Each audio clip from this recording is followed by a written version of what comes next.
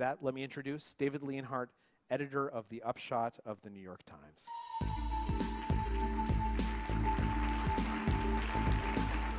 Hello, everybody. Welcome to the New York Times. A lot of my colleagues are upstairs busily working. If you look, you may even see some of them walking here, in part getting ready for the Republican debate tonight, covering that. And since that's on a lot of people's minds, even though we're here to talk about education, which is certainly more important than the second debate of 413 that we're going to have during this primary season, I want to start by grounding this a little bit in politics, which is clearly the hot political topic of the moment is upward mobility. Marco Rubio is basing his entire presidential campaign around the idea of upward mobility and his personal story. And to give you a little bit of horse race gossip, I think Marco Rubio quietly has had a very good 2 months in the Republican campaign. It's not just Rubio either. Jeb Bush has named his super PAC Right to Rise, which is a reference to upward mobility. And not just are they talking about upward mobility, but they're specifically talking about the lack of upward mobility and the way they believe that as president they could increase the amount of upward mobility in the country. Jeb Bush says the American dream has become a mirage for too many people. Hillary Clinton says, yes, things have gotten better under this Democratic administration, but the deck is still stacked against too many people. Just today, we got more evidence of why people are so anxious about this situation and why politicians are trying to tap that anxiety in the upcoming presidential campaign. We got a new report from the Census Department today that showed that median income, that is the income for the typical American family, fell last year after you adjust for inflation. That is remarkable. We are in the middle of an economic expansion. The economy is supposed to be doing so well that later this week, the Fed is agonizing over whether to raise rates. And yet, median income for the typical family fell last year. It's not just a one-year thing either. For most of the last 15 years, this economy has been disappointing. We still have not gotten back to the point with the peak income that we were in 1999. It is deeply troubling. So where does education fit into all of this? Well, education is the single best solution that we have to a problematic economy. I know there is some skepticism about that. But I would ask you to think for a minute about the facts, and I would even give you a little bit of a quiz. You no doubt have read stories about unemployed or underemployed young people who have college degrees.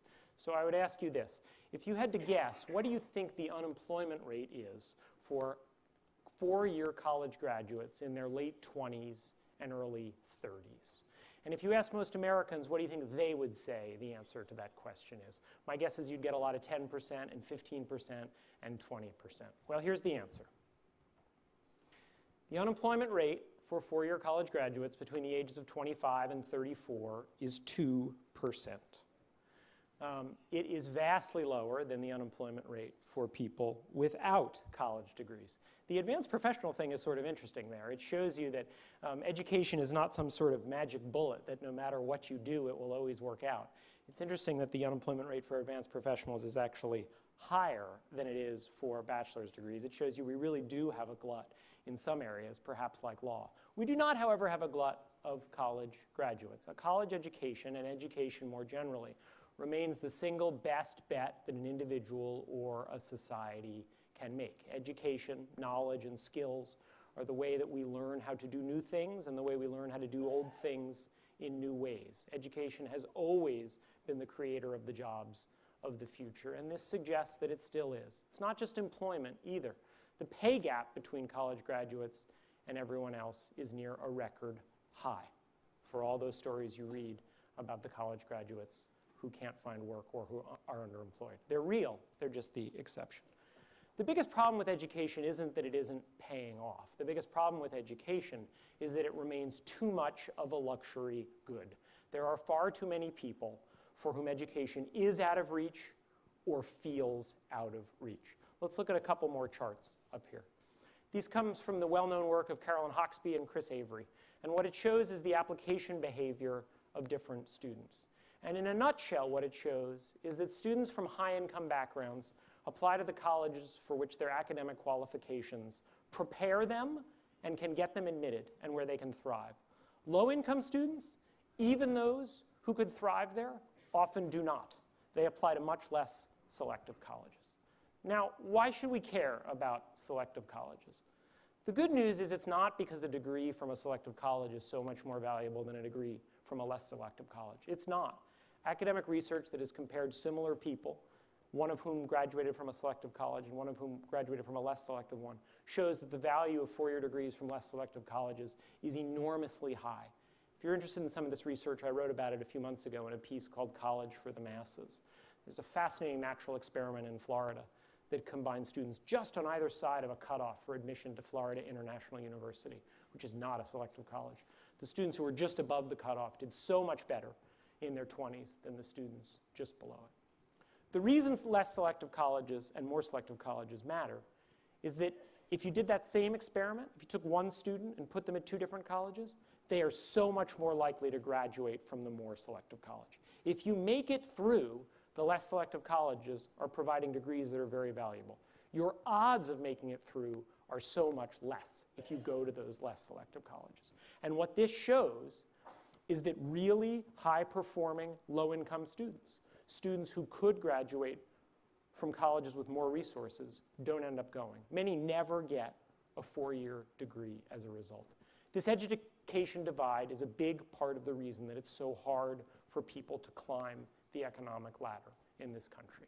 And it's why a year ago we set out to create something called the College Access Index, where we looked at selective colleges, the colleges that our society, frankly, devotes the most resources to, not just the public colleges either, the private ones through enormous tax breaks and tax subsidies that our society bestows on them. And we said, which of them are doing a better job of enrolling talented students from all economic backgrounds, and which of them are not? Tonight, in a few minutes, we're going to release our second annual College Access Index. I want to tell you a little bit about what it is and also about what's changed since last year. So what is it? We base this on two things. One, how many Pell students a college enrolls, how many low-income students a college enrolls, and two, how much it charges those students. Now, I want to stop here to catch you up on a version of a conversation that I've had, I don't know, 15, 20, 30 times, always in a friendly way, usually in a friendly way, with college officials over the last year or so, which is when I talk about what we're doing, their first response is, but that data's imperfect. That data doesn't tell you the whole story. If you look just at Pell students, you're ignoring the kids who are just above it. You're treating a kid who just misses the Pell cutoff, maybe a middle class or upper middle class kid, the same as you're treating a really wealthy kid. And those conversations, if you'll permit me a gory analogy, have made me think of the apocryphal teenager who kills his parents and then asks for leniency from the judge because he's an orphan. And yes, I just compared well-meaning college administrators to double murderers. I apologize for that. It is absolutely true that this is imperfect data. All the things about how Pell misses certain things and the price data is imperfect, it's all true. And yet, do you know why we have imperfect data and not better data? Because colleges have refused to release better data. When the federal government has tried to ask colleges to release more data, colleges have fought those efforts. There has been no effort from a private association to release large amounts of much more detailed data that taxpayers and students and families can actually compare school to school. Instead, each college is left releasing the data that makes it look better than its rivals, and those of us on the outside have no way to compare. My commitment to everyone out in higher education is if they get together and release much better data, if they release data about the economic profile of their student body in buckets of $25,000, we'll get away from using Pell. We'll use that better data. We would absolutely love to do it. Fortunately, the Pell data and the net price data that's available is still meaningful. Pell is a huge federal program. It goes to roughly the bottom 40% of the income distribution. It arguably stretches into the middle class. The net price data is also very meaningful. It shows the difference between colleges that are charging very high prices to low and middle income students, forcing them to take on very large debt loads, and colleges that are charging them much less. So we think it's highly meaningful. We made two big changes this year to what we were doing. One of them was very much listening to what I thought was some very good critique of last year's project, and I'll get to that in a second. The first change is that we no longer counted just students. We counted graduates. So imagine that you all were the freshman class at a college. And imagine everyone in that section over there was a Pell Grant recipient. Last year, we would have counted all of you. This year, we looked at the graduation rate for Pell students. And we didn't count the ones who statistically were unlikely to graduate. If a Pell graduation rate for a school was only 80%, we counted only 80% of you, which in the end we think is a much more meaningful measure of economic diversity. What matters is not going off to college. What matters is not sitting down in a class. Everything we know about college suggests that what matters is getting a degree, the education you get there, the stick-to-itness that you learn while there. The second change was vastly expanding the number of colleges that we looked at. And this was responding to what I thought was quite good critique of last year's project. Last year we set a floor. We said to be part of this index, a college must have a 4-year graduation rate of at least 75%. That didn't seem like too onerous a standard to us, but the fact is that there's a pretty serious dropout problem in American higher education. As a result of that standard, we had only 2 public colleges in our entire index. This year we expanded it. We weren't comfortable lowering the rate below 75%, which honestly still doesn't feel too high, but we extended the window to 5 years. Any school that has a 5-year graduation rate of at least 75% is in this year's index. That nearly doubled the number of schools we looked at to close to 200, and importantly, it added a lot of large public universities. So let's get to the results. In a few minutes, my colleagues upstairs will be, in the old days, doing what they used to say, roll the presses. Now it's much less romantic. We press a little button that says publish, and it goes out on the internet. Clearly, the most obvious thing about this year's index is that it's dominated by the University of California. And I'm going to spend a couple minutes in a minute talking specifically about California. There are certain things about California that I don't think are lessons for the rest of the country, but most of California's success here really do have lessons for the rest of the country. What are the other messages from this year's work? Well, the not so good news is that economic diversity at these colleges has stagnated. The median college in our list, 17% of their first-year students receive Pell Grants. Remember I said about the bottom 40% of the country is eligible for Pell Grants? 17%, that's up marginally from 16% the year before, but it was 17% the 2 prior years. So economic diversity at these 200 colleges or so is stagnating. There is good news, though. There are a handful of colleges that are really making significant changes. I spoke to an administrator this morning, in fact, at Stonehill College in Massachusetts, who was telling me about how they made a big effort there to reach out to low-income students within 50 miles of their campus and to expand the financial aid for those kids. They saw the biggest jump in Pell Grant students in recent years. Other colleges that have seen a jump, you may have heard of Franklin and Marshall's efforts. The Washington Post had a nice story about them. Davidson in North Carolina, St. Olave's in Minnesota. A few colleges that have historically been among the least diverse of elite colleges, Washington University in St. Louis, the University of Chicago, Yale, Middlebury, have begun taking steps to become more diverse. They're early steps. They're certainly not at the same level that Vassar and Amherst and Grinnell are at, but they are steps in that direction. Of course, by definition, if I said that the overall situation is stagnant, it means that for every college that increased Pell Grants, there was also one that decreased it. Rice, Duke, Harvard are all among those where the share of Pell Grants fell. I think Harvard's particularly interesting to watch. They made a big commitment to this and substantially increased their economic diversity. They say this decline is a blip, but I think it's worth watching to see whether it really was. Perhaps the best news from this year's work is the fact that the kids who go to these colleges graduate. I'm sure you've heard the word, yes, but if we get these low-income kids, they won't fit in. They'll feel estranged. They'll drop out. They often do feel estranged. You'll hear from some of them tomorrow, but they rarely drop out. The median graduation rate for Pell students at these colleges was 84%. And the median graduation rate for all students at these colleges was 85% over a 6-year period. The Pell students who go to these colleges do phenomenally well. Let's spend 1 minute on California. California has a built-in natural advantage. It has large numbers of very high-performing, low-income immigrant children that other states don't have. Immigrants don't look like the rest of the population. By the nature of the fact that they reached this country, it says something about the mix of them. Other states don't have that same mix of Latino and Asian American immigrants. So I don't think it's fair to say all of California's advantage comes from things they've done, but I think most of it does.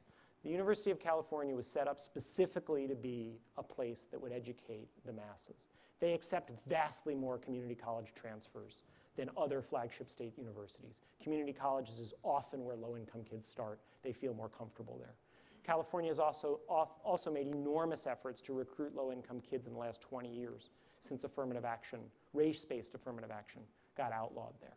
And when you talk to the schools, you hear about those efforts, and they have made a big difference.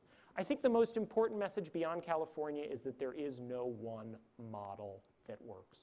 I'm going to quickly go through a couple of charts here. What they will show you is you look at similar schools, and they have very different rates of economic diversity. Look at these public flagships. You see some that have pretty large percentages of Pell Grant students, and you see others that don't. And that ranking doesn't look like a ranking simply of prestige, right? It's not that those at the top are not prestigious and those at the bottom are. Berkeley, UNC, those are some pretty prestigious public flagship universities. The same thing goes for private schools. If you look at private schools, it's not the case that the rich ones are doing it and the poor ones aren't. This is a scattershot of Pell share and endowment. And if we cycle through it, what you'll see is, we'll put a few names of schools up here. It's not the case that endowment simply explains a Pell share. If that were the case, it'd be the classic chart where the dots just kind of went upward, right? But it's not. Those dots are all over the place. There's no pattern. Vassar is a lot poorer than Stanford. It also has substantially more low-income kids. Amherst, about as selective as any school gets, not as rich as some others, and has more. You'll see on the next slide, you look at a group of colleges that I think many people would consider somewhat similar. Often people apply to more than one of these. They apply to Bates and Bowdoin, for example. Pretty big differences in Pell. I think the final message here is that there are actually a lot of reasons for optimism on this topic. The first reason for optimism are these kids when you talk to them, and you'll hear again from a lot of them tomorrow. They have amazing stories. They're not skeptical about the value of education in the United States. The second reason for optimism is that there is no one model for admitting kids who are deserving of admission and who can take advantage of it. There are many models. There's public and there's private. There's rural and there's urban. There's big and there's small. There's big endowment and there's slightly less big endowment. There's even little endowment. But if we're going to be optimistic about what can be done, I also think it's important to be realistic about where we stand. And that's that the system of higher education in this country is still really not consistent with what we say our values as a country are. And it's within our power to make it much more so. Thank you again for coming. I'm going to welcome an excellent panel to come out and talk about all these issues now.